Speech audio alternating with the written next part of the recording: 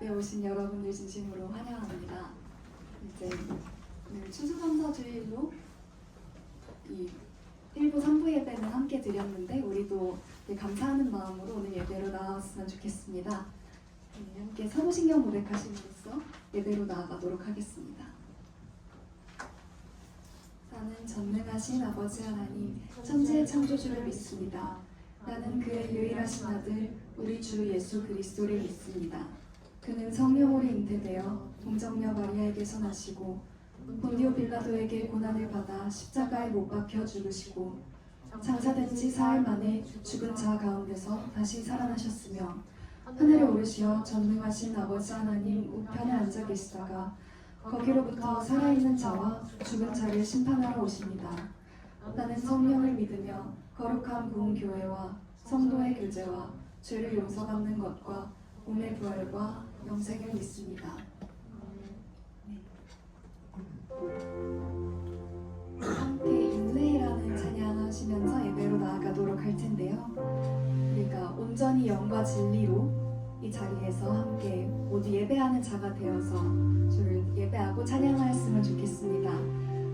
굉장히 짧은 가사를 반복하게 될 텐데요. 하지만 그 반복에서 우리가 더 예배하는 마음가짐 가졌으면 좋겠습니다. 우리 함께 예배로 나아가도록 하겠습니다.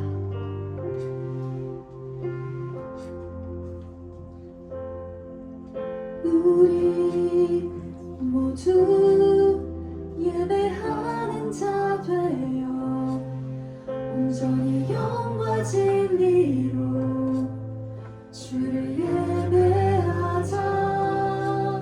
주가 우리와 함께 영원히 함께 하시고 마르지 않는 샘물로 우리 채우시리라.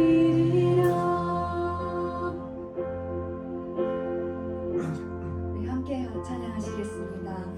우리 모두 예배하는 자 되어 온전히 영과 진리로 주를 예배하자. 주가 우리와 함께 영원히 함께 하시고 마르지 않는 샘물로 우릴 채우시리. 모두 예배하는 자 되어 온전히 영과 진리로 주를 예배하자. 주가 우리와 함께 영원히 함께 하시고 마르지 않는 샘물로 우릴 채우시리. 모두 예배하는 자 되어 온전히 영과 진리로 주를 예배하자. 주가 우리와 함께 영원히 함께 하시고 마르지 않는 샘물로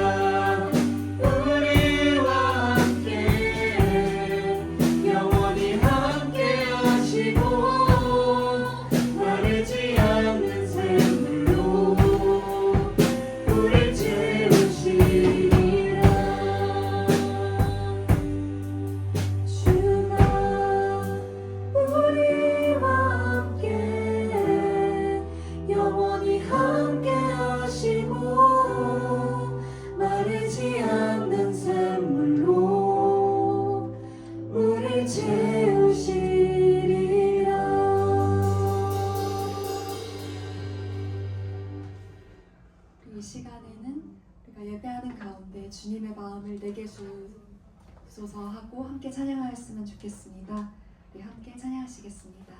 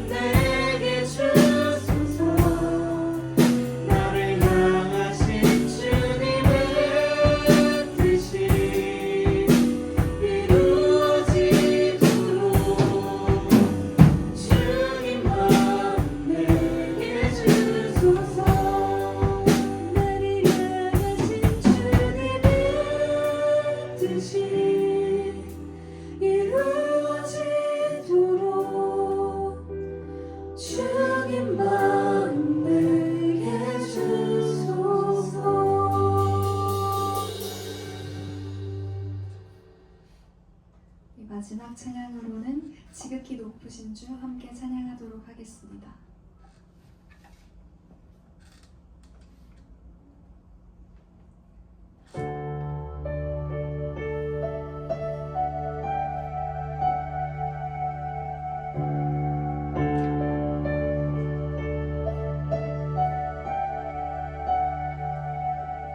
소망 없고 빛도 없는 어두운 세상을 하나님이 사랑하사 우리에게 오셨네. 예언하신 약속대로 말씀이 육신되어 하늘 영광 버리시고 이 땅으로 오셨네.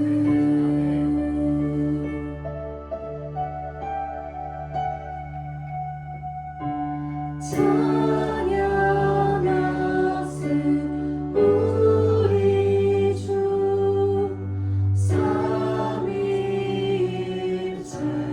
하나님 지극히 높으신 주 영원토록 찬양하리라.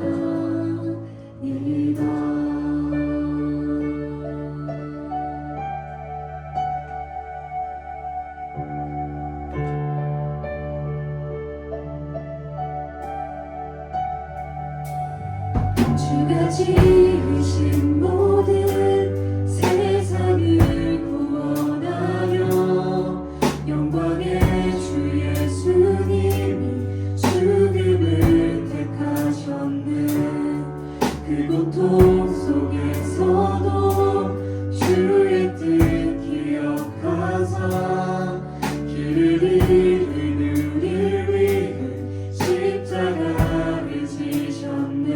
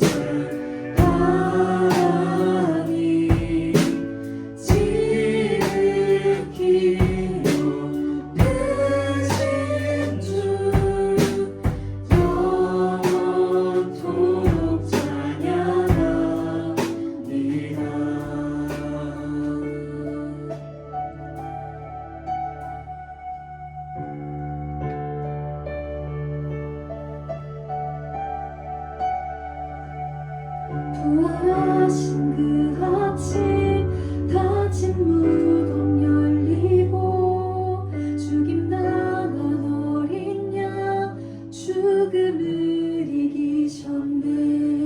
생명의 길 되시는 그리스도를 통해 아버지께 오는 자 모두 회복되리라.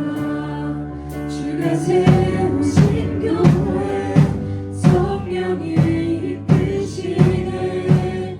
영원한 주의 복은 무너지지 않으니 주의 보혈로 인해 나는 자유케 됐네. 예수의 사랑으로 새 생명을 얻었네.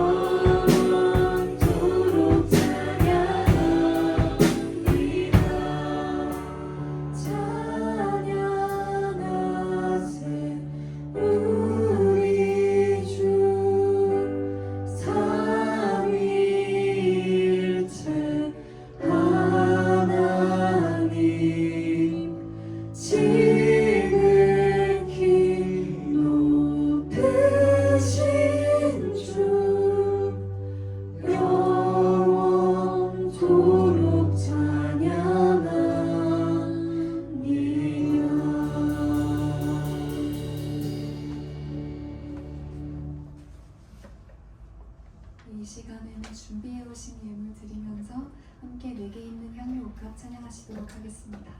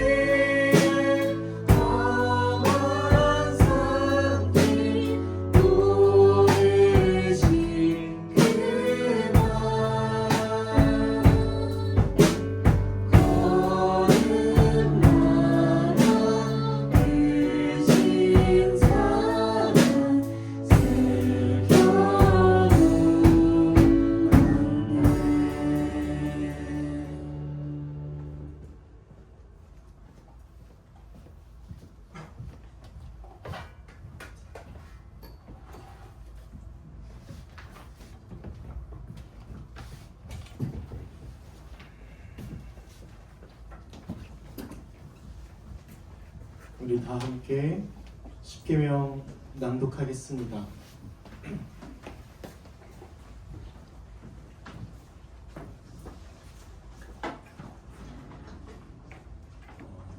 한 계명 한 계명 묵상했으면 좋겠습니다. 제 1계명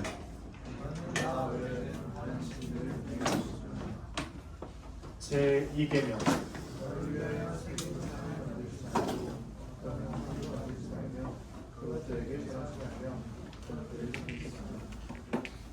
제 3계명 제 4계명 제 5계명 제 6계명 제 7계명 제 8계명 제 9계명 제 10계명 우리 다 함께 우리의 죄를 자복했으면 좋겠습니다. 만일 우리가 죄에 없다고 하면 우리는 자신을 속이는 것이요 진리가 우리 안에 있지 아니합니다. 그러나 만일 우리가 자신의 죄를 자복하면 신실하시고 의로우신 하나님께서 우리의 모든 죄를 사해 주실 것이요 또한 모든 불의에서 우리를 깨끗게 해 주실 것입니다. 겸손한 믿음으로 우리의 죄를 하나님께 고백합시다. 하나님께 대하여 생각과 말과 행동으로 죄를 범했으며 해야 할 일을 하지 못하고 하지 말아야 할 것을 행함으로 하나님께 범죄했습니다. 마음과 뜻과 힘을 다해 하나님을 사랑하지도 못했으며 이웃을 내 몸과 같이 사랑하지도 못했습니다.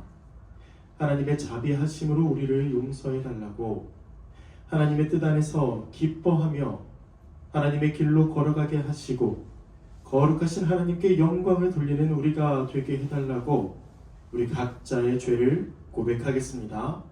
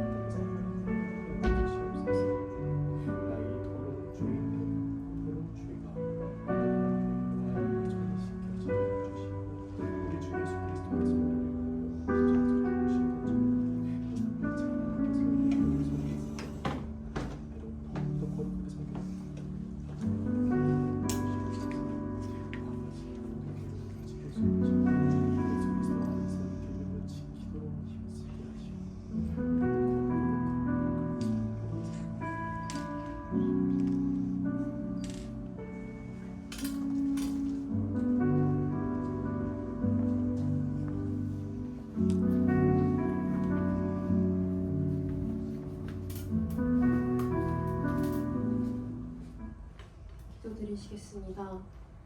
하늘에 계신 우리 아버지, 이번 한 주도 저희를 사랑하시고 보호하여 주시니 감사합니다. 우리가 매일 우리를 구원하신 하나님을 찬양하며 삶을 온전히 예배로 드리는 자들 되길 원합니다. 주님 인도하여 주시옵소서. 특별히 추수감사주의를 맞이하여 지난 한 해 동안 저희를 지켜주시고 일용할 양식을 풍성히 누릴 수 있게 하심에 감사합니다. 아버지께서 저희에게 주신 은혜에 매일 기쁘게 살아가는 저희 되게 하여 주시옵소서. 그러나 한 주간 살면서 너무나 많은 죄를 지으며 죄 짓는 것을 즐겨하였음을 고백합니다. 이웃을 내 목숨을 버리면서까지 사랑하지 못하였고 내 삶의 주인이 나인 것처럼 살았으며 거룩하게 살지 못하였습니다. 이 자리에서 우리의 모든 죄를 고백하고 내려놓으니 우리 주 예수 그리스도의 보혈의 피로 용서하여 주시옵소서. 아멘. 아버지, 독생자 예수 그리스도를 이 땅 가운데 보내시고 우리의 모든 죄를 사해 주심에 감사합니다. 아멘. 죄인인 우리를 예수 그리스도로 옷 입혀 자녀 삼아 주시고 하나님 나라의 백성으로 삼아 주심에 늘 감사하며 살아가는 우리 청년부 될 수 있도록 인도하여 주시옵소서. 아멘. 전쟁과 갈등으로 가득한 이 땅을 긍휼히 여겨주시고 모든 나라의 위정자들이 국민을 위해 봉사하고 하나님의 뜻에 합한 일들을 해나가길 원합니다. 특히 대한민국을 위해 기도합니다. 이 나라의 모든 위정자들이 하나님 나라를 세워가는 일에 힘쓰도록 하여 주시고 모든 국민을 화합할 수 있도록 하는 힘을 부어주시옵소서. 아멘. 예수 그리스도를 머리로 하는 교회를 세우시고 우리를 한몸되게 하신 아버지 감사합니다. 세상의 것을 붙잡는 교회가 아닌 구원의 소망으로 살아가는 우리 되기를 소망합니다. 아멘. 한국 교회가 하나님 나라의 영광과 소망을 이 땅에서 밝히 선포하는 교회 될 수 있도록 인도하여 주시옵소서. 아멘. 이 시간 말씀 전하시는 조홍희 전도사님을 위해 기도합니다. 그의 입술에 성령의 충만함을 부어주시고 듣는 우리의 귀를 열어주셔서 우리 청년부가 하나의 말씀 안에서 완성될 하나님 나라를 소망할 수 있도록 하여 주시옵소서. 아멘. 예배를 위해 섬기는 찬양팀과 임원, 미디어팀, 셀리더에게도 은혜를 더하여 주시고 육체적으로 힘들지라도 영혼으로는 늘 기뻐하고 감사할 수 있도록 인도하여 주시옵소서. 아멘. 이 모든 것에 감사하며 우리를 한몸되게 하시고 교회되게 하신 우리 주 예수 그리스도의 이름으로 기도드렸습니다. 아멘.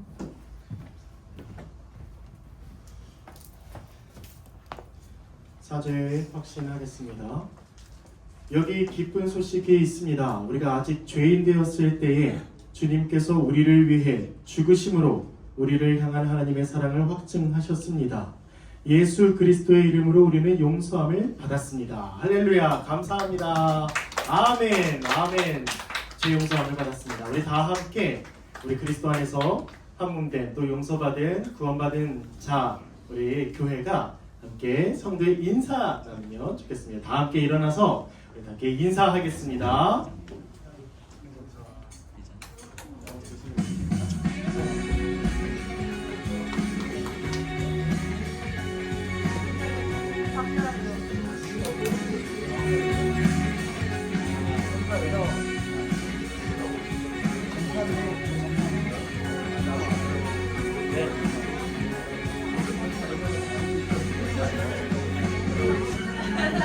아이고.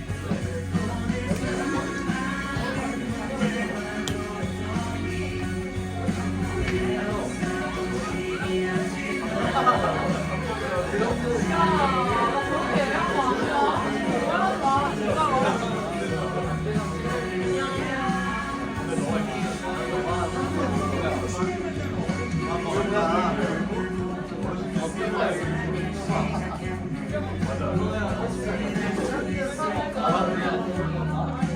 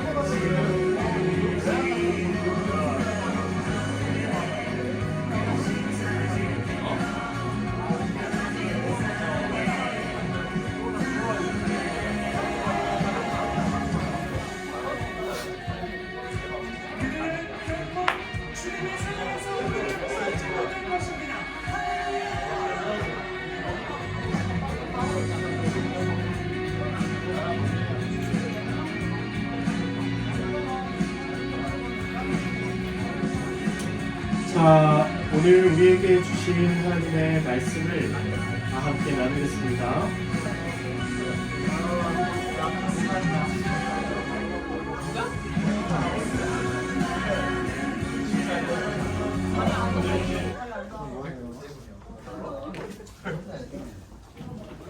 오늘도 하나님께서 우리에게 말씀하십니다. 그 말씀을 함께 나눌 텐데요.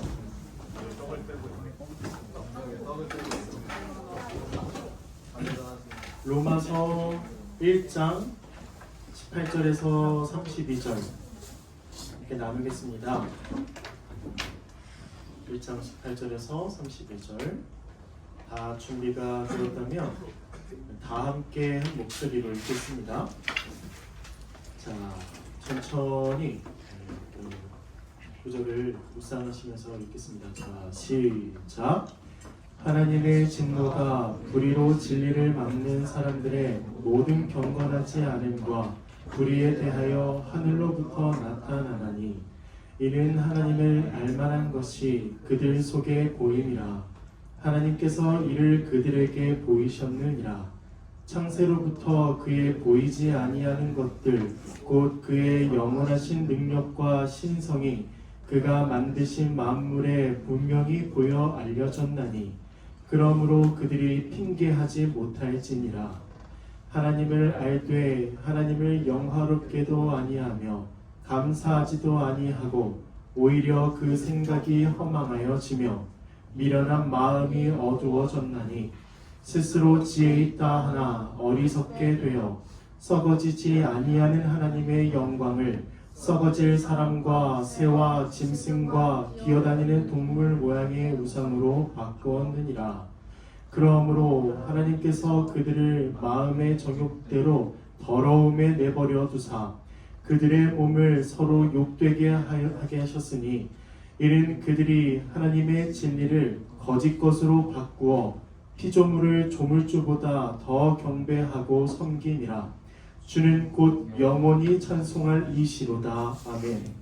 이 때문에 하나님께서 그들을 부끄러운 욕심에 내버려 두셨으니 곧 그들의 여자들도 순리대로 쓸 것을 바꾸어 영리로 쓰며 그와 같이 남자들도 순리대로 여자 쓰기를 버리고 서로 향하여 음욕이 부릴 듯하며 남자가 남자와 더불어 부끄러운 일을 행하여 그들의 그릇됨에 상당한 보응을 그들 자신이 받았느니라. 또한 그들이 마음에 하나님 두기를 싫어하며 하나님께서 그들을 그 상실한 마음대로 내버려 두사 합당하지 못한 일을 하게 하셨으니 곧 모든 불의, 추악, 탐욕, 악이 가득한 자요 시기, 살인, 분쟁, 사기, 악독이 가득한 자요 수군수군하는 자요 비방하는 자요 하나님께서 미워하시는 자요, 능욕하는 자요, 교만한 자요, 자랑하는 자요, 악을 도모하는 자요, 부모를 거역하는 자요, 우매한 자요, 대약하는 자요, 무정한 자요, 무자비한 자라. 그들이 이 같은 일을 행하는 자는 사형에 해당한다고 하나님께서 정하심을 알고도 자기들만 행할 뿐 아니라 또한 그런 일을 행하는 자들을 옳다 하느니라. 아멘. 로마서 지금 강해 이어나가고 있습니다. 앞서 이 두 번의 강의를 했는데요. 아직 이제 1장이지만 오늘 내용은 정말 아주 깊은 내용들이 다뤄져 있기 때문에 또 오늘 또한 중요하죠. 원래는 이제 딱 설교를 시작할 때에 전 내용들을 좀 다뤘는데 지금은 내용이 워낙 중요하기 때문에 바로 시작해 보도록 하겠습니다. 시간이 많이 없기도 하고 또 제가 이 본문을 연구하는 게 참 쉽지만은 않았던 것 같아요. 그러니까 저는 이제 보통 설교 준비를 주일 밤에 하거나 아니면 이제 월요일부터 좀 시작하는데 일주일 내내 이렇게 했어도 좀 어렵다기보다는 너무나 메시지가 정확한데 이것들을 우리가 정말 마음에 와닿도록 이해하도록 어떻게 전할까에 대한 고민이 정말 많았습니다. 그런데 모든 것들은 다 성령 하나님이 하실 줄 믿고 여러분들은 그저 잘 집중하여 들었으면 좋겠습니다. 자, 늘 그랬듯 이 본문이 어떤 내용인지를 설명하겠습니다. 적으시면 좋겠고 이렇게 가만히 이렇게 앉아서 들으시면서 잘 이해하시면서 들으시면 또 좋겠습니다. 자, 18절 지금 주어가 무엇인가요? 하나님의 진노입니다. 오늘 1장 18에서 32절의 전반적인 주제는 하나님의 진노예요. 진노. 그런데 하나님의 진노가 어떻게 누구에게 나타나냐 하면 하나님을 아는 참된 지식을 억누르거나 그리고 그 참된 지식을 가리는 사람들, 오늘 본문에선 모든 경건하지 않음과 불의한 자에게 하늘로부터 나타난다고 말씀합니다. 불의란 무엇입니까? 하나님께 순종하지 않는 것, 그러니까 하나님의 율법에 순종하지 않고 불순종하고 우상을 숭배하는 게 바로 불의죠. 경건하지 않으면 뭐죠? 하나님을 욕되게 하는 것입니다. 그러니까 불의는 하나님께 속한 것들을 자신의 것으로 만들어서 하나님께 돌아가야 할 그 영광을 부당하게 자신에게 찬탈하는 것, 이게 지금 불의와 경건하지 않음의 의미인 것이죠. 근데 19절에서 뭐라고 합니까? 이는 하나님을 알만한 것이 그들 속에 보임이라. 여러분, 여기서 이 바울이 자연 만물에 대해서 얘기를 하는데요. 그러니까 자연은 하나님의 사랑과 구원을 알려주지는 않아요. 그러나 우리에게 하나님의 영광을 드러내고 하나님을 영화롭게 하도록 이끌고 자극하는 역할을 합니다. 그런 적 있으신가요? 모든 자연 만물을 이렇게 딱 이렇게 좋은 곳에 가서 정말 광활하고 아주 광대한 그 자연을 봤을 때 심지어 믿지 않는 사람들도 때로는 이게 누군가 만들었구나 거기에 감격하고 감동한다는 것이죠. 물론 그래도 오늘 본문에도 나오겠지만 그래도 마음이 어두워져서 그 신의 존재를 모르고 신에게 경배하지 않고 우연이라고 치부하는 사람들도 있지만 말입니다. 그러나 하나님은 사람을 창조 세계를 볼 수 있도록 만드셨다는 것이죠. 그래서 하나님께 나아가도록 하기 위한 그 눈을 우리에게 주셔서 자연 만물을 볼 때 하나님을 알만하게 만드셨다, 창조하셨다, 이런 얘기를 지금 하는 겁니다. 자연을 보면 하나님이 계신다는 사실과 그런 하나님의 영광에 합당한 것이 무엇인지를 알 수 있다는 것입니다. 때문에 이 사람은 만물 속에서, 자연 만물 속에서 하나님을 알아차리는 것이 마땅하다, 이렇게 볼 수 있죠. 그래서 모든 만물에는 하나님의 능력과 속성이 보여 알려진다, 이런 얘기를 지금 20절에서 말씀하고 있는 것이죠. 여러분, 그러므로 그 누구도 하나님의 은혜에 빚지지 않은 자가 아무도 없다고 말할 수 있습니다. 뿐만 아니라 하나님이 스스로를 낮추셔서 우리 같은 낮은 자에게 자신을 계시하신 것, 하나님의 말씀으로, 이 성경으로 우리에게 자신을 계시하신 것은 우리가 모두 하나님께 빚졌다라고 말할 수가 있는 것이죠. 우리가 바퀴벌레에게 우리를 계시하려고 바퀴벌레와 같은 존재가 될 수 있겠습니까? 이 바퀴벌레가 나를 알든 말든 그냥 밟아 죽이면 그만인 것을. 그런데 하나님은, 이 만물을 창조하신 하나님이 인간이 되셔서 우리에게 자신을 계시하신 것은 우리가 창조물로서, 그리고 이제는 구원받은 자로서 하나님께 빚졌다고 얘기할 수 있는 것이죠. 어쨌든 그러므로 20절 마지막에 보세요. 그들이 핑계하지 못할지니라. 그 누구도 하나님을 모른다, 그리고 하나님이 나를 창조하시지 않았다, 난 하나님께 빚지지 않았다 라면서 하나님의 법정에서 핑계할 수 없다는 것입니다. 누구라면? 자연 만물 안에서 살아가는 존재라면 하나님을 핑계할 수 없다는 것이죠. 여러분, 눈치채셨나요? 지금 이게 누구에 대한 설명일까요? 바로 이방인들, 곧 하나님을 모르는 자들에 대한 설명입니다.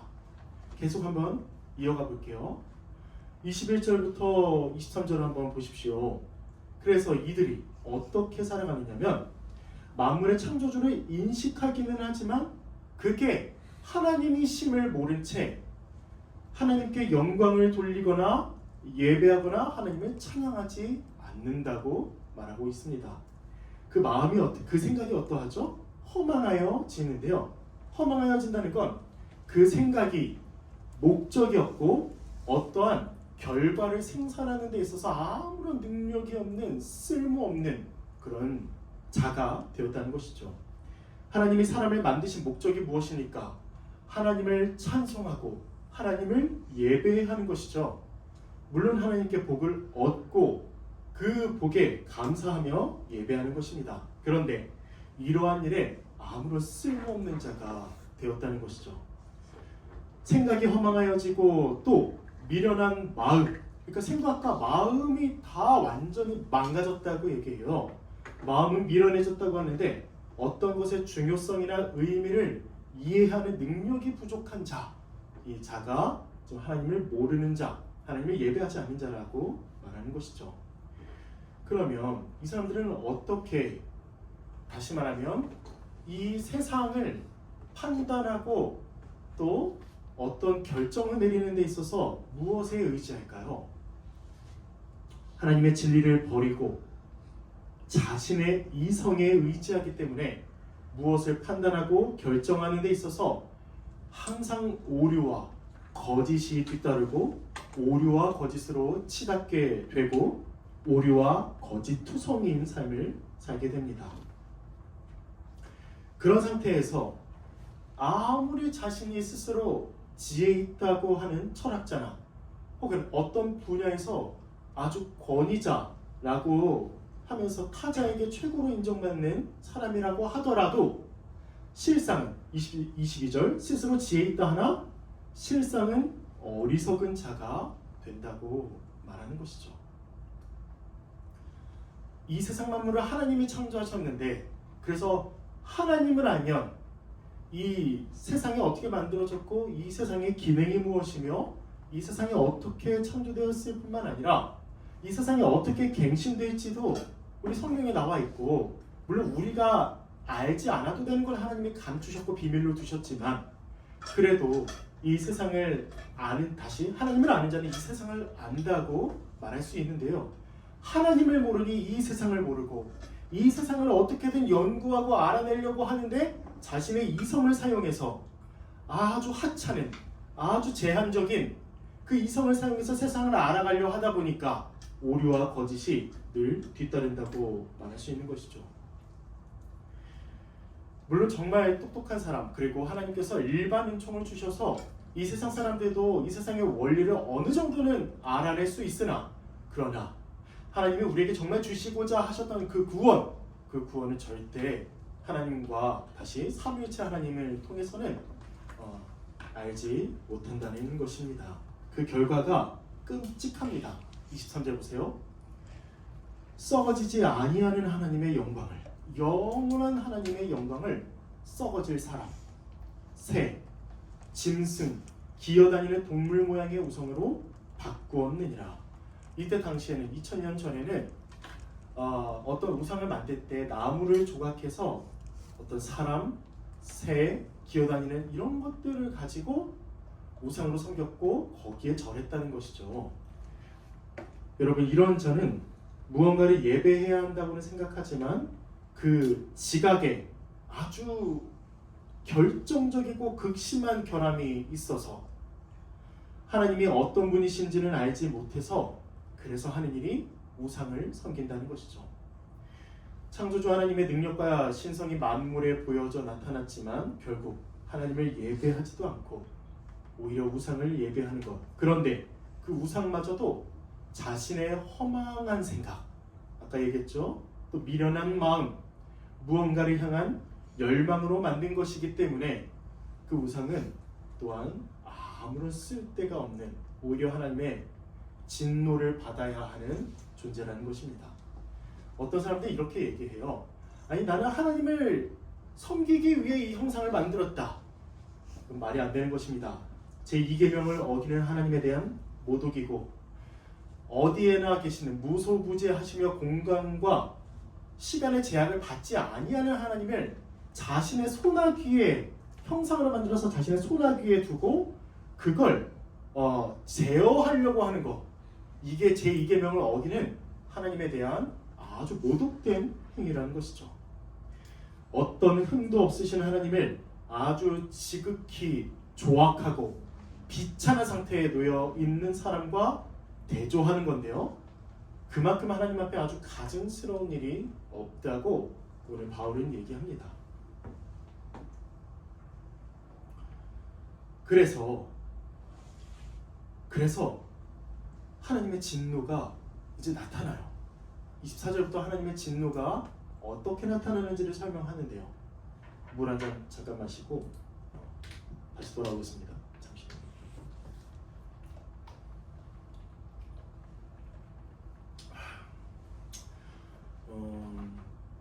날이 추워졌는데도 아직 이 내부에 들어오면 참 더운 것 같습니다. 그래서 지금 땀이 좀 이렇게 막 나는데 에어컨이 여기 선풍기가 어디로 또 사라져 버렸네요. 제가 다시 한번 가지고 와야겠습니다. 오늘 차량분들도 많이 더우실 텐데 고생 많으시고 그렇습니다. 한번 또 이어서 설명해 볼게요. 하나님의 진노가 이 지금 현재에 나타나고 있다. 24절부터 이런 얘기를 하는데 그 죄인들에 대한 하나님의 진노가 이미 어떻게 나타나고 있을까요? 바로 내버려 두심입니다. 이게 이해 가세요? 하나님의 진노라고 생각하면 형벌이라 생각하면 당장 막 땅이 갈라져서 밑으로 쑥 빠져가지고 막 불에 타 죽고 아니면 어디 뭐가 팍 와가지고 그냥 찢어져서 죽고 하나님의 공의함의 그 진노가 이 정도 돼야 되는데 오히려 지금 이미 나타나고 있는 하나님의 진노는 내버려 두심이라는 거예요. 여러분 24절 보세요. 하나님께서 그들의 마음의 정욕대로 더러움에 내버려 두사. 마음의 정욕은 더럽습니다. 하나님은 그 더러움에 우리를 아니라 그 불신자들을, 하나님을 모르는 자들을 내버려 두는 것이죠. 또 그 더러움에 넘겨주셨다라고 표현하기도 합니다. 이것이 하나님의 진노요, 처벌입니다. 여러분 그런 생각 한번 해보신 적 있어요? 나보다 더 악한 사람이 있어. 근데 그게 예수님을 안 믿어, 그 사람이. 근데 승승장구하는데 더 악한 짓을 해서 더 승승장구해. 왜 저 사람은 안 죽나? 여러분, 하나님의 내버려 두심의 진노가 그에게 지금 부어지고 있다는 거예요. 어디에? 마음의 정욕대로 그 더러움에. 그 결과 어떤 일이 일어납니까? 그들의 몸에 서로 수치를 주고 서로 능욕하고 서로 창피를 주는, 그들의 몸을 서로 욕되게 하는 결과를 맞이하죠. 그래서 25절, 하나님의 진리를 거짓 것으로 바꾸어서 아까 나왔죠? 피조물을 조물주보다 더 경배하고 섬기는 이런 일들을 아주 일삼습니다. 그러나 바울은 중간에 이렇게 얘기하죠. 주는, 하나님은 곧 영원히 찬송할 이시로다. 그들을 지금 겨냥하면서 이런 얘기를 하는 거예요. 그들은 창조주, 조물주보다 피조물을 더 섬기는데, 아니, 주는 곧 영원히 찬송할 이시다, 이렇게 얘기하는 것이죠. 그리고 또 26절부터 한번 보십시오. 두 번째 내버려 두심이 나옵니다. 끔찍합니다. 끔찍해. 뭐냐면 부끄러운 욕심에 내버려 두시죠. 이 부끄럽다는 건 하나님의 제정하신 순리가 아니라 잘못된 성적 욕구를 얘기해요. 통제할 수 없는 욕망의 노예가 되어서 부끄러운 존재로 살아가는 것이 부끄러운 욕심이라는 것입니다. 사실 이거는 굉장히 많아요. 부끄러운 욕심은 많은데 오늘 본문에서 이 바울은 그 부끄러운 욕심의 대표적인 형태인 동성애를 얘기합니다. 하나님은 남자와 여자를 창조하셨죠. 남자와 남자, 여자와 여자가 아니라 남자와 여자를 창조하셨고 서로 사랑하는 돕는 배필로 창조하셨습니다. 남자와 여자가 서로 사랑해서 하나님의 명령인 생육하고 번성하여 이 땅에 충만하라는 그 복을 누리며 그 사명을 감당하는 것이 하나님의 창조물이어야 한다는 것입니다. 그런데 27절 한번 보십시오. 그와 같이 남자들도 순리대로 여자 쓰기를 버리고 남자와 남자가 서로 향하여 의묘기 부릴 듯하며 남자가 남자와 더불어 부끄러운 일을 행하여 그들의 그릇 때문에 상당한 보응을 그들 자신이 받았느니라. 악의적으로 하나님의 영광을 보고자 하지 않아서 그 빛을, 하나님을 알 수 있는 그 빛을 스스로 꺼버린 사람들은 눈이 멀어서 하나님을 보지 못하고 이 부끄러운 일을 하는 건 아주 합당한 일이라고 말할 수 있습니다. 여러분, 모르겠습니다. 그러니까 이렇게 인터넷이 발전하기 전에는 이 동성애를 되게 숨겼어요. 불과 얼마 되지 않았던 것 같습니다. 저 이제 어릴 때를 생각해 보면. 그런데 제가 충격받은 건 학교에서 동성애 커플이 있고 그걸 이제 학생들이 다 안다고 하고 오히려 더 드러내놓고 자랑할 뿐만 아니라 자신의 권리를 주장하는 이런 일들이 일어난다는 것입니다. 여러분, 그들을 불쌍히 여기는 건 맞아요. 우리 죄인들을 서로 불쌍히 여기고 긍휼히 여기는 건 맞습니다. 그런데 죄를 죄라고 얘기하지 못하는 이 사회를 경계하세요. 죄는 죄입니다. 하나님의 진노는 진노예요. 그런데 그것마저도 그 입을 닫아버리고 그들의 권리를 들어줘야 한다고 말하는 사람들이 늘어나고 있는 건 지금 내버려 두심의 하나님의 진노가 지금도 여전히 일어나고 있다고 말할 수 있습니다. 그리고 또 세 번째 내버려 두심의 이 진노가 나오는데요. 그들이 마음에 하나님 두기를 싫어하매 하나님께서 그들을 그 상실한 마음대로 내버려 두사. 여러분, 정말 유명한 신학자이자 목회자인 존 칼빈이 이런 얘기를 했습니다. 합당한 열심을 가지고 하나님을 아는 지식을 추구했어야 함에도 하나님을 생각하는 것을 의도적으로 회피하는 것, 이게 지금 하나님을 그 마음에 두기를 싫어하는 의미라는 것이죠. 그래서 상실한 마음, 상실한 마음이 뭐냐면 아주 실패한 거, 자격을 잃어버린 거, 완전히 그냥 타락했고 지성과 이성이, 지정의가 완전히 뒤틀려버린 그 상실한 마음을 가지고 있는데, 그 상실한 마음대로 하나님은 죄인들을 내어주시고 내버려 두시고 한다는 것이죠. 여기서 질문이 있어요. 여러분 한번 대답해 보세요. 그럼 하나님은 불의한 분이십니까? 그들이 내버려 두시잖아요. 하나님은 사랑이시라며. 근데 내버려 두신다고? 하나님은 구원의 하나님이 아니야. 어떻게 생각하십니까? 아니요. 지금 이렇게 그 더러운 마음, 상실한 마음, 서로 향하여 의욕이 부릿듯하고 부끄러운 욕심에 걸어갔던 자는 우리라는 거예요. 죄인이었다는 것입니다. 그 주체가 하나님이 우리를 억지로 그곳에 끌려가게 하신 게 아니라 우리가 스스로 걸어갔고 하나님은 내버려 두셨다는 겁니다. 그래서 하나님께 그 핑계를 할 수 없고 하나님께 그 책임을 물을 수가 없다는 거예요. 이런 자가 죄인의 상태였다는 거예요. 그런 자가 지금 어떻게 살아가냐면 29절부터는 완전 바울이 죄의 목록을 열거해요. 첫 번째는 불의입니다. 하나님의 명령과 법을 미준수하는 것. 전반적으로 큰 의미에서는 하나님의 뜻에 미치지 못하는 것, 모든 죄를 얘기합니다. 또 추악, 아주 악하고 교활한 거 있잖아요. 악한 의도로 행하는 모든 악한 행위들, 이게 추악이고요.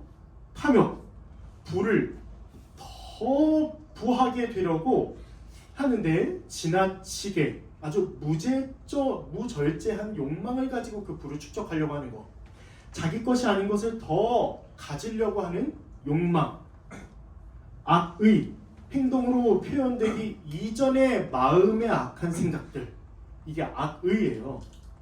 그리고 시기, 다른 사람이 가진 것을 아주 빼앗고 싶은 것, 다른 사람의 소유나 또 성공과 관련해서 일어나는 모든 악의나 분노, 이게 바로 시기입니다.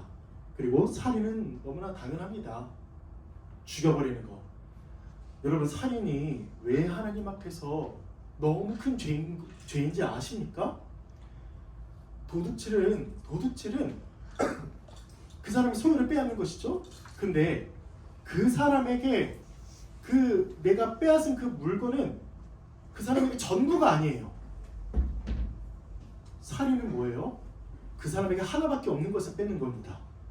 하나밖에 없는 것을 뺏는 것뿐만 아니라 그걸 뺏음으로써 다른 것들도 취하지 못하게 하는 게 살인이에요. 그렇기 때문에 일반 도둑질이나 거짓말 이런 것과 차원이 다르게 너무나 큰 죄는 살인이라는 것이죠. 그런데 살인을 한다는 것입니다. 분쟁, 아주 심각한 갈등, 신랄하고 격렬한 불일치, 그래서 더 높은 자리를 차지하기 위해서 다투는 것. 사기, 미끼를 놓아서 걸릴까 해가지고 아주 신박한 방법으로 미끼를 놓아서 속이고 교활한 방식으로 그 사람을 넘어뜨리게 하는 것. 악독, 남들이 고통스러워하는 모습을 보고 싶은 욕구를 느끼는 성격적 특성을 얘기하는 거고, 수근수근하는 자요. 여기 지금 뭐냐면 은밀하게 악의적으로 다른 사람에 대해서 험담하는 걸 얘기합니다. 그런데 수근수근하는 것뿐만 아니라 비방까지 하는데, 수근수근은 은밀하게 하죠. 비방은 뭐냐면 공개적으로 비방이나 중상으로 타인의 명성을 해하는 걸 얘기하는 겁니다. 지금 이 죄인들이 하는 거라는 거예요. 즐겨 하는 거. 능욕, 거만한 사람을 얘기하는 건데, 대담하고 공격적이고 폭력적으로 무례한 행동을 하고 말을 하는 특성을 가진 사람을 얘기하는 거고, 교만, 높은 곳에서 아래에 있는 사람들을 그냥 팔짱 끼고 내려다보면서 그들을 경멸하는 태도입니다. 그리고 그 아래에 있는 사람이 자신의 위치에 딱 올라오려고 하면은 몸을 올라오게 짓밟고 아주 참을 수 없는, 아주 화가 참을 수 없는 이런 걸 얘기해요. 교만이. 자랑하는 것, 과장해서 자랑하고 거짓말로 약속하고 그걸 떠벌리는 허풍쟁이와 같은 자들이 자랑하는 자입니다. 악을 도모하는 자요. 악을 도모한다는 게 뭐죠? 악한 것을 발견하려고 해요. 그리고 그 악한 것을 구상하고 창안해서 사회의 유대를 깨고, 그리고 약속해놓고 그 약속을 아주 밥 먹듯이 깨는 것. 그래서 진실성이 없고 신의가 없는 자들을 얘기합니다. 부모를 거역하는 자요. 제 5계명이죠. 부모의 권위를 인정하지 않고 불순종하는 자. 이건 진짜 심각한 죄죠. 제가 아이들을 키우다 보니까 갑자기 확 와닿네요. 그래서 부모를 무시하고 자신의 마음을 이해하지 않는다고 해서 이제 대화도 중단해 버리고 더 이상 존경하지 않는 것, 하나님에 대한 죄고 사람에 대한 죄라는 것입니다. 우매한 자요. 어떤 것의 중요성이나 의미를 이해하는 능력이 부족한 거고, 배약하는 자, 신용이 없는 것, 약속을 쉽게 깨뜨리고 이중적인 행동을 하는 특징을 가진 자, 그리고 무정한 자, 마음이 굳어버린 것, 다른 사람에 대해서 애정이 부족한 걸 얘기합니다. 이 죄악들은 지금 이 죄인들이 즐겨 하는 것이고, 이들에 대한 그 하나님의 진노가 내버려 두심이라고 얘기했죠. 그런데 32절에선 또 어떤 진노가 있냐면 사형에 해당한다고 하나님은 말씀하십니다. 하나님은 지금 현재의 현실에서 그들을 그냥 그 더러운 마음에 내버려 두셔서 계속 죄를 짓고 하도록 내버려 두시고, 내세에서 예수님께서 다시 오시는 날 완전히 그들을 영원한 사형에 처한다고 32절에 말씀하고 있습니다. 그런데 이렇게 하나님이 사형하신다, 우리를 죽이신다라고 알매도 불구하고 더 나아가서 지금 뭘 하냐면 자기들만 이런 일을 행할 뿐 아니라 또한 그런 일을 행하는 자들을 옳다, 잘한다, 나보다 낫다, 아니 내가 더 낫다, 이렇게 말하고 있다는 것이죠. 적용을 해보겠습니다. 여러분, 지금 약간 좀 되게 무거운 죄들을 이 바울이 굳이 이렇게 얘기를 해요. 이걸 왜 얘기할까요? 한번 좀 우리 생각을 해봅시다. 하나님의 진노를 받을 사람들에 대한 이유와 상태, 그들이 행하는 죄들, 그래서 그들의 삶이 얼마나 허망한지를 막 얘기했어요. 이 부분이 왜 나왔을까요? 이걸 한번 생각해 봅시다. 제가 한번 힌트를 드려볼게요. 제가 뭐라고 드립니까? 여러분들에게 그냥 같이 생각해 봅시다. 여러분, 전문맥을 한번 이제야 따져봅시다. 1장 1에서 7절은 하나님의 복음이 무엇이냐? 바로 우리 주 예수 그리스도다, 이런 얘기를 해요. 그리고 8절부터 17절은 바울이 성도들에게 가기를 아주 간절히 원하는데 이 복음을 전하고 싶어서 그들에게 빨리 가려고 한다는 겁니다. 이 복음이 뭐길래? 모든 믿는 자에게 구원을 주시는 하나님의 능력과 하나님의 의가 나타나서 죄인은 구원에 이르게 하고 의인은 믿음으로 말미암아 살게 한다고 앞절에서 얘기했어요. 그러면 오늘 본문이 이 전 본문과 어떤 상관이 있을까요? 지금 이러한 어마어마한 그 사형에 해당하는 그 죄를 범한 사람들에게 하나님의 복음이 필요하다, 이런 얘기를 하는 겁니다. 하나님의 능력과 의가 나타나서 죄인들을 구원에 이르게 하는 이 복음이 지금 이 죄인들에게 필요하다는 얘기를 여기서 지금 1장 내에서 하고 있다는 것이죠. 하나님의 진노를, 그리고 그 진노를 받는 죄를 마구 나열하면서 이거 하나하나, 이 하나하나를 짓는 모든 한 사람 한 사람 다 하나님의 복음이 그들에게 필요하다, 이런 얘기를 바울이 하고 있다는 것입니다. 여러분, 사랑하는 여러분, 지금 이 본문을 막 제가 그 죄를, 의미를 하나하나 짚어줬는데 누구 생각나세요? 내 안 믿는 친구가 생각납니까? 내 안 믿는 가족이 생각납니까? 물론 좋아요. 생각날 수 있습니다. 그런데 우리가 생각나지 않나요? 우리 이거 하나하나 다 해봤던 일 아니에요? 지금도 심지어 즐기고 있을지 모를 이 죄들 아닙니까? 당장 어제 지었던 죄가 여기 안에서 저보고 찾으라면 좀 몇 개고 찾을 수 있어요. 앞으로는 이 죄를 멈출 수 있을까요? 아니요. 우리는 이 죄를 너무나 애석하게도 지으면서 살아갈 겁니다. 지금 우리 얘기하는 거예요. 우리 얘기. 바울은 모든 이방인들이 다 이렇게 살아간다. 유대인들 말고 이방인들이 이렇게 살아간다라고 얘기하지만 그 참된 그 속뜻은 우리 모두가 다 그렇게 살아간다고 얘기하고 있는 것입니다. 어떻게요? 어떡합니까? 사형에 해당한다고 했는데 하나님은 내버려 두신다고 했는데 우리는 어떻게 합니까? 이제 우리는 이걸 멈출 수가 없는데 그래서 하나님이 우리에게 은혜를 베풀어 주셨어요. 바로 우리 주 예수 그리스도십니다. 아멘. 아멘. 여러분, 예수 그리스도께서 어떤 일을 행하셨을까요? 18절 한번 보세요. 우리 주 예수 그리스도는 불의로 진리를 막으신 게 아니라 그 율법을 다 행하셔서 의인이 되셨고 또 진리를 막으신 분이 아니라 오직 진리이신 아예 말씀 그 자체가 되신 분이라는 겁니다. 19절 하나님은 알만한 것이 그들 속에 보임이라 이렇게 얘기했는데 여러분 예수님은 성부 하나님을 드러내셨고 성부 하나님만 높이셨습니다. 20절은 보세요. 그의 보이지 않는 것들 능력과 신성이 그 만물에 알려졌기 때문에 그들이 핑계하지 못한다고 얘기했는데 하나님의 능력과 신성이 분명히 보여 알려진 만물은 우리 주 예수 그리스도를 위하여 창조되었고 그 만물이 예수 그리스도 안에 있다고 얘기를 해요. 이 만물이 다 그리스도의 것이라고 얘기합니다. 에베소서 뭐라고 합니까? 그 모든 권세, 모든 능력이 다 하나님의 그 발 앞에 있고 그 만물 위에 교회의 머리로 예수님을 세우셨다고 얘기하잖아요. 말씀하잖아요.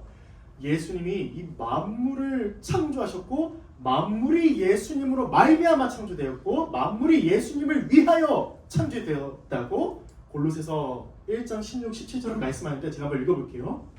만물이 그에게서 창조되되 그는 예수 그리스도입니다. 하늘과 땅에서 보이는 것들과 보이지 않는 것들과 혹은 왕권들이나 주권들이나 통치자들이나 권세들이나 만물이 다 그로 말미암고 그를 위하여 창조되었고 또한 그가 만물보다 먼저 계시고 만물이 그 안에 함께 섰느니라. 아멘. 예수 그리스도께서는 그 능력과 신성이 나타날 그 만물을 오히려 창조하셨다는 것입니다. 우리 주 예수 그리스도. 21절도 보세요. 하나님을 알되 하나님이 영화롭게도 아니하고 감사하지도 아니하고 오히려 그 생각이 허망해지고 미련한 마음으로 어두워졌나니 예수 그리스도는 어떠십니까? 주기도문을 통해 하나님을 찬송하셨죠. 나라와 권세와 영광이 영원히 아버지의 것입니다 라면서 성부 하나님을 찬송했습니다. 하나님께만 이것들이 있음을 고백하셨고 하나님의 이름만을 영화롭게 하셨다는 거예요. 그리고 예수 그리스도는 오직 하나님만을 경배하고 예배하셨습니다. 그러면 우리에게 뭐가 필요합니까? 우리에게 누가 필요합니까? 바로 우리 같은 죄인들에게 우리 주 예수 그리스도가 필요합니다. 우리는 복음이 필요해요. 그 말씀이신 그 복음이신 예수 그리스도가 필요하다는 것입니다. 예수 그리스도를 듣고 믿으면 하나님의 의가 우리에게 선물로 주어지고 그 의는 이 복음을 통해서 수여되며 그 의로 말미암아 하나님 나라에 들어가는 그 은혜를 누린다는 것이죠. 지금 바울은 얘기합니다. 이런 죄인들이 너희고 나고 우리인데 지금 이렇게 되면 이런 죄인이면 우리의 상황을 어떻게 바꿀 수 있을까 할 때에 우리의 능력으로 우리의 공로로 우리가 뭔가를 해서 하나님 앞에 의롭다고 인정받는 게 아니라 그 앞에 예수 그리스도를 막 얘기하면서 너희에게 우리에게 예수 그리스도의 복음이 필요하다. 그 복음에 늘 매여 있고 그 복음을 더 알면 알수록 믿으면 믿을수록 의인은 믿음으로 말미암아 살리라 했던 그 말과 같이 우리 의인도 믿음으로 말미암아 살 수 있고 그렇게 늘 거룩하게 살아가며 그 마지막 날 영화로운 날에 하나님이 우리를 하나님의 나라로 들으신다는 얘기를 지금 마구하고 있는 겁니다. 사랑하는 여러분, 우리에게 복음이 필요합니다. 우리에게 그 다윗의 혈통으로 오신 예수 그리스도, 그리고 죽으셨으나 성령의 영으로, 성결의 영으로 부활해서 하나님의 아들로 선포되신 그 예수 그리스도, 우리를 위하여 율법을 다 지키셨지만 우리를 위하여 죽으셨고 십자가에서 죽으시고 부활하신 그 예수 그리스도가 우리에게 필요하다는 거예요. 오늘 죄들을 다 의미를 얘기했는데 이 중에 하나도 걸리지 않는 사람이라면 예수 그리스도가 필요 없겠죠. 그는 이미 의인이기 때문에. 그러나 아까 얘기했던 것처럼 우리는 너무나 이것들을 너무 벗삼아 살아가고 있지 않습니까? 그런 자에게 예수 그리스도가 필요합니다. 예수 그리스도의 복음이 필요합니다. 날마다 말씀과 기도로 거룩하여지는 게 필요하고 날마다 그 말씀을 들으면 들을수록 우리에게 주어지는 그 생각들, 넌 죄인이야, 그러니 회개하라는 그 마음들, 그리고 회개할 때마다 예수 그리스도를 바라보게 하는 그 성령의 가르치심, 그것들을 알고 우리가 날마다 회개하고 그러나 회개할 때마다 우리가 자유케 되었다는 걸 믿고 늘 우리 삶 속에서 기쁨과 감사가 충만한 삶을 살아갈 수 있다는 것이죠. 그러므로 우리 회개하고 복음을 믿읍시다. 우리의 죄를 회개하고 일주일에 한번 이렇게 나와서 십계명 그때서야 볼 때 내가 한 주 동안 이런 죄를 아니요. 죄를 짓는 그 즉시 혹은 생각이 안 났다면 밤에 혹은 아침에 오늘도 우리에게 잘못한 사람이 용서해 준 것 같이 우리 죄를 용서해 주시옵소서. 우리가 이런 죄를 지었습니다. 생각과 마음이 허망하여졌습니다. 그러니 우리의 죄를 용서해 주시옵소서. 이 회개가 날마다 매 순간마다는 아니겠죠. 날마다 있고 그 복음을 믿을 때마다 하나님은 우리의 죄를 기억하시지 않을 뿐만 아니라 다 용서하시며 예수 그리스도의 그 십자가를 근거로 우리를 하나님의 아들로 삼아주시며 그 아들의 신분을 놓지 않으시고 취소하지 않으신다는 겁니다. 이 은혜가 어디서 주어진다고요? 무엇으로 수여된다고요? 예수 그리스도의 복음, 하나님의 복음으로 이 은혜가 우리가 값없이 주어진다는 사실을 우리가 믿었으면 좋겠습니다. 아니, 믿으시기를 바랍니다. 믿으셔야 합니다. 마지막 적용해 볼게요. 그러면 이 은혜가 우리에게, 이 복음이 우리에게 주어졌다면 우리는 어떻게 살아가야 할까요? 아까 회개하고 복음을 믿자라고 얘기했는데 다른 사람들은 어떻게 해요? 그러면 복음이 없는 사람들은 어떻게 합니까? 복음이 없는 우리의 가족, 우리의 친구, 아직 예수 그리스도를 믿지 않는 우리의 자녀, 부모, 친구, 정말 사랑하는 사람들 어떻게 합니까? 사형에 해당한다고 하셨으니 사형으로 가야 될까요? 아니요. 그 복음이 우리에게 맡겨졌습니다. 바울이 로마 교회에 어떻게든 가려고 했던 것처럼 우리도 그들에게 복음을 전하기 위해서 어떻게든 기회를 마련하고 그들과 친해지고 또 그들에게 뭐 밥을 사주든지 뭘 하든지 그들과 관계를 잘해서 그들에게 복음을 전해야겠죠. 이 죄 많은 자들에게 복음을 전해야겠죠. 그들도 사랑하라고 우리에게 또 하나님께서 우리를 살려주신 것처럼 우리에게 사명을 주셨으니 그 복음을 가지고 우리도 복음으로 말미암아 구원을 받았으니 그 구원을 받은 그 복음을 가지고 한 손에 사랑을 들고 한 손에 복음을 가지고 말씀을 가지고 성경을 가지고 아직도 죄와 사망 아래 있는 자들에게 복음을 전해야 합니다. 그 복음을 듣고 그 믿을 때 회개할 때 하나님은 아무런 값없이 또 우리에게 주셨던 그 은혜를 또 그들에게 선물을 할 거예요.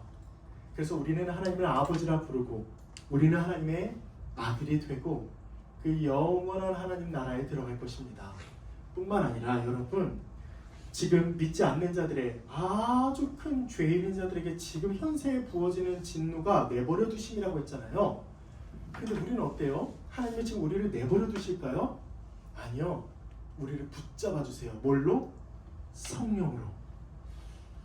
성령께서 우리에게 우리 마음 가운데 오셔서 하나님의 말씀을 알게 하시고 그 의미를 깨닫게 하시고 그 말씀대로 살아갈 능력과 지혜와 명철도 함께 다 주셔서 다른 사람이 미워요. 근데 미워하지 말라니까 하나님의 말씀에 따라 우리는 미워하지 않고 우리의 죄를 회개하며 그를 사랑하는 하나님의 내버려 두심이 아니라 하나님의 완전히 그냥 이끄시는 것, 딱 붙잡고 그냥 그 하나님의 나라 그 영광까지 우리를 포기하지 않고 이끄시고 우리가 포기할 때만 다시 일으키셔서 그 나라로 우리를 견인해 가시는 아주 끝까지 붙들어 가시는 은혜가 우리 교회, 우리에게 있다는 것입니다. 그것은 바로 이 통로는 이 수단은 바로 하나님의 복음이라는 것이죠. 말씀을 맺겠습니다. 1장을 우리가 다뤘어요. 1장. 전체적으로 좀 이해 가시나요? 문맥이? 바울이 그 로마 성도들에게 얘기하려고 했던 것은 바로 우리 주 예수 그리스도의 그 십자가 복음입니다. 우리 역시나 그 십자가 복음을 이미 받았으니 그 복음 안에 거하며 요한일서 생각나세요? 처음 들은 것을 우리 마음에 간직하여 늘 하나님의 뜻대로 살아가며 그리고 아직도 생명을 알지 못하고 생명을 완전히 잃어버려서 자신이 뭘 하는지 모르는 자들, 허망한 마음으로 내버려 두심을 당한 자들에게 그 생명의 복음을 전해서 하나님이 그를 살려주시기를 원하며 기도하며 그렇게 하나님의 그 전도의 일에 하나님 나라의 이 일에 우리가 쓰임받고 참여하는 우리 청년부 되기를 간절히 바랍니다. 아멘. 기도하겠습니다. 하나님 아버지 감사합니다. 우리같이 패역하고 극악무도하고 하나님 앞에 찢어 죽여도 아무런 할 말, 아무런 핑계도 되지 못하는 그러나 하나님께서 사형에 해당한다고 말씀하셨음에도 불구하고 하나님을 알지 못해서 하나님의 뜻대로 살아가지 않았던 자들 심지어 하나님을 안다고 말하면서 하나님의 뜻대로 살아가지 않고 우상을 숭배했던 우리 같은 자를 우리 주 예수 그리스도로 그 그리스도의 형벌대 속적 죽음으로 하나님의 자녀 삼아주시며 우리에게 생명을 주심에 감사합니다. 이 복음 안에 거하는 우리 청년부 되기를 간절히 바랍니다. 말씀이 익숙해서 오랫동안 교회에 다녔기 때문에가 아니라 모른다고 생각하며 그 말씀 앞에 겸손함으로 나아가 하나님의 말씀을 하나님의 말씀으로 받아들이고 그 말씀을 우리 삶 가운데 늘 거하게 하며 말씀과 기도로 하나님의 뜻대로 거룩하게 살아가는 우리가 되게 하여 주시옵소서. 또 이 복음으로 말미암아 구원을 얻었사오니 이제도 아직도 생명을 모르는 자들, 아직도 죄와 사망 아래에서 그 허무한 데에 굴복하는 모든 자들에게 우리가 복음을 전하여 그들도 예수 그리스도를 알고 하나님을 알아 하나님의 사랑받는 성도요 예수 그리스도의 것이 되게 하여 주시옵소서. 우리 주위에 우리의 직장, 학교, 또 친구들, 가정 우리 주위에는 너무 예수 그리스도를 모르는 사람들이 또 많은 줄 압니다. 그럴 때마다 우리가 그들에게 사랑을 전하고 또 그들에게 그리스도를 전하며 바보 같다 여겨질지라도 조롱받을지라도 또 때로는 그 눈총이 있을지라도 담대하게 우리를 살리신 예수 그리스도의 복음을 그들에게 전함으로 그리스도의 또 제자 하나님의 자녀가 늘어나는 그 일에 우리를 참여시켜 주시옵소서. 이제 하나님의 그 은혜를 찬송하려 합니다. 다 함께 찬송할 때 하나님만을 오직 삼위일체 하나님만을 영광 올려드리며 또 그 안에서 우리 성도의 교제가 풍성하게 있게 하여 주시옵소서. 감사드리며 우리 주 예수 그리스도의 이름으로 기도드립니다. 아멘. 주기도문으로 함께 기도하겠습니다. 하늘에 계신 우리 아버지, 아버지의 이름을 거룩하게 하시며 아버지의 나라가 오게 하시며 아버지의 뜻이 하늘에서와 같이 땅에서도 이루어지게 하소서.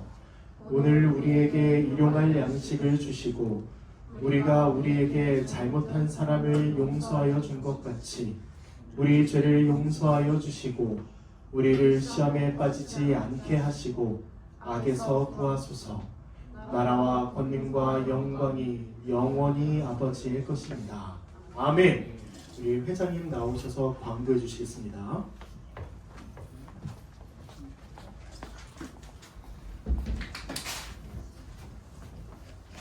공부하겠습니다. 요새 감기가 엄청 예민한 겁니다. 좀 다들 감기 조심하십시오. 11월의 신앙운동은 인생 목표입니다. 이번 주 주일은 추수감사주일로 지켜집니다. 주정원금 11조 외에 감사 제목으로 따로 헌금하시길 권면드립니다. 그리고 다가오는 12월 14일에 공예배 11시 공예배가 마친 후에는 사무총회가 진행된다고 합니다. 저희 교회 대소사가 결정되는 일이니 참석하시면 좋을 것 같습니다. 그리고 2026년 청년부 겨울 수련회는 매년 2월 5일부터 2월 7일까지 교회에서 열립니다. 그래서 관련된 스케줄들 지금 이제 계획 중에 있는데 꼭 하고 싶은 게 있다거나 이런 게 있으면 저희에게 얘기해 주시면 좀 반영까지는 아니더라도 참고는 좀 해보겠습니다. 그리고 청년부 성탄 공연은 이번 주부터 예배 후에 바로 연습 시작합니다. 그래서 은혜 아니면 말씀 앞에서 사정주 합창을 할 예정이고요. 뒤에 보시면 클리어 파일이 있습니다. 그래서 이따가 예배 끝나고 각자 한 개씩 챙겨서 자리에 앉아주시면 바로 연습 진행하겠습니다. 다음 주 대표 기도는 최효진 청년이고요. 그리고 다음 달 12월부터 2026년 청년부 대신방을 진행하려고 합니다. 매주 토요일마다 좀 하려고 하고 있고 또 방식은 신방자는 꼭 한 명입니다. 2명이서 하는 게 아니라 개인적으로 할 예정이고 신방자는 조홍희 전도사님과 그리고 저가 같이 할 예정입니다. 그래서 신방할 때 막 혼내고 그러는 게 아니라 같이 좀 얘기를 나누고 신앙생활 점검하고 그렇게 가볍게 하는 자리니 너무 부담 가지지 않으셨으면 좋겠고 또 신청 문의는 저 또는 조홍희 전도사님 통해서 해주시면 됩니다. 많은 신청 부탁드립니다. 이상입니다.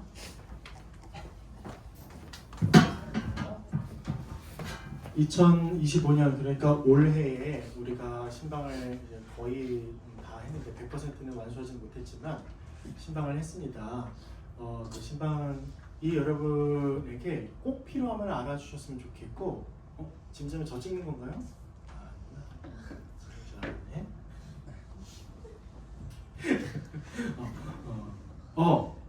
꼭 필요하면 알아주셨으면 좋겠고 이번에도 다 신청해 주시기를 바랍니다.